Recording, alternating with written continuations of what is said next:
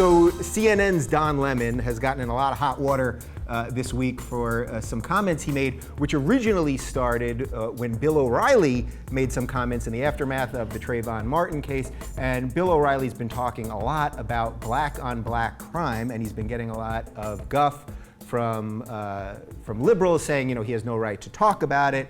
And well, let's watch the clip. One of those honest people, CNN anchor Don Lemon, who referenced my talking points on his program. He's got a point. In fact, he's got more than a point. Bill? Raised without much structure, young black men often reject education and gravitate towards the street culture, drugs, hustling, gangs. Nobody forces them to do that. Again, it is a personal decision.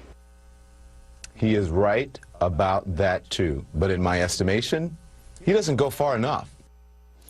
Mr. Lemon then went on to list things that African Americans should do to combat social problems. After his remarks, Mr. Lemon was predictably attacked by the race hustlers. But his courage stands in stark contrast to their ignorance and corruption. I should say, by the way, Don Lemon is a friend of mine, so in full disclosure, something like that. In full disclosure, I'm just going to drop a name real quick. Yeah, he's a good buddy. We hang out all the time. No, but I don't know, it might affect my opinion on this somehow. Yeah.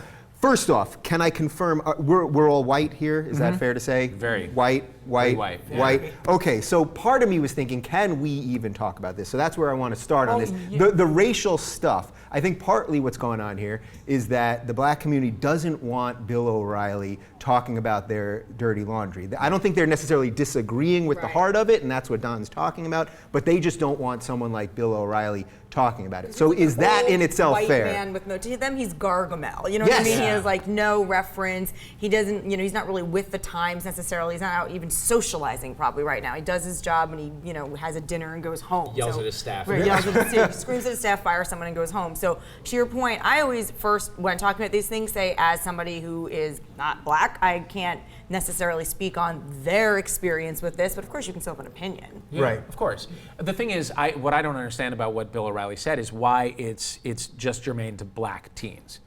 Black kids in general, I think, black kids in general, kids in general gravitate towards that kind of thing, especially economically disadvantaged kids. So it's not strictly a black problem. Right. I think if you go the Jesse Pinkman route, you're going to have a tough time getting jobs. Sure. That is a white problem and a black problem. If you dress and look and if you act any way that is sort of outside of corporate America, you're at a disadvantage. It's not a hateful thing. It becomes a hateful thing when you're Bill O'Reilly and you say that it's only black kids who do that. Right. Sure. Which there's just no evidence. But the people that are defending O'Reilly are saying he's bringing up a legitimate argument that, yes, the Trayvon, Bill O'Reilly's not, I don't think at least, he doesn't seem to be diminishing what happened with Trayvon at all, or even defending Zimmerman. It seems to me that he's trying to address a separate issue, which is the black on black crime, but it's just simply they don't want to hear it from him. Timing is a problem, and also the fact that he attached it to the Trayvon Martin thing. If you still want to attach the fact that this kid should be dead in any way because he was wearing a hoodie or because he looked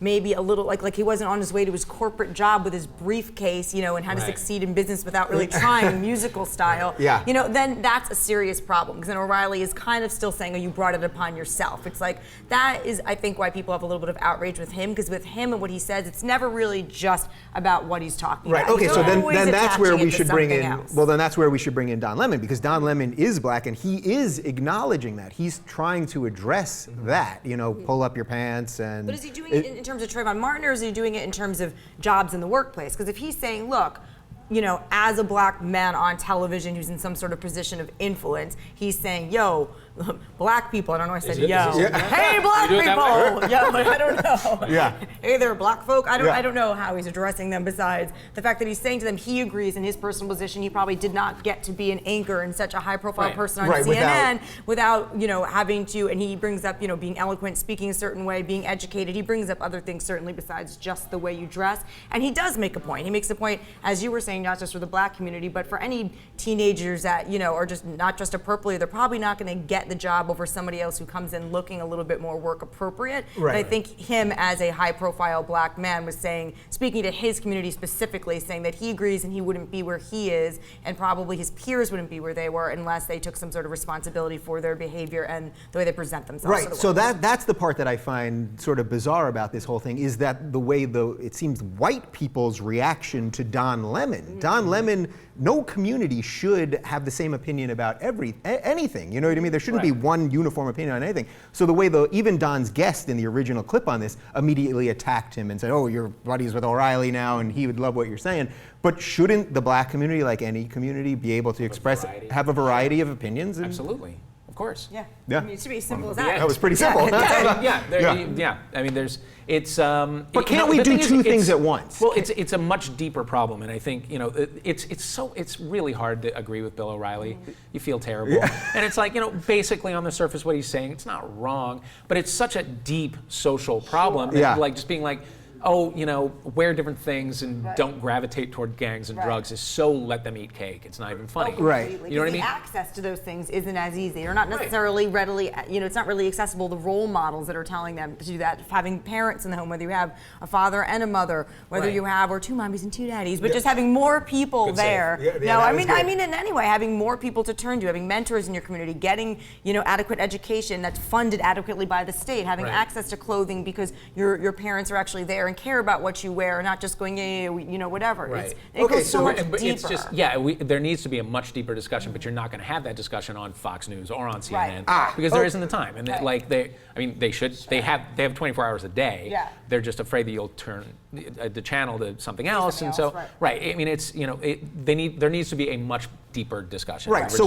even us here, we're doing this here in 6 or 8 minutes, real quick. But is part of the problem that we don't seem to be able to discuss two things at once in America. So everything is one side screaming one thing, the other side screaming the other. Instead of, in a way, I think they're both making legitimate points. There are obviously racial problems in this country without question, and that nobody's arguing that. But then, can Don also make his point in any sort of dialogue? And I think what you're basically saying is not on TV. Yeah. Just as we can't get as deep in it too, Dave's absolutely right, because it does go back to everything else that you have to go down to. And it's also individuals. Every individual has a different situation, and also goes down to teenagers. I don't think when I was a teenager that I was in any way dressing, speaking, or acting inappropriately just to enter the corporate world. Like, they would have been like, we're not hiring you, you know? Like, you're insane. We're not like, you have pink hair, and you're, you know, just all the different, I mean, I had pink hair last year, and I'm a, you know, supposedly grown woman. So I think there's lots of different factors that go into it that if we can't discuss it right here, and we're not on that cable news pressure to have the ratings immediately, whatever, then how could they ever possibly get to the root of the problem? Right. And honestly, I would like to know more about Don Lemon's experience. I would like to know how he got where he got.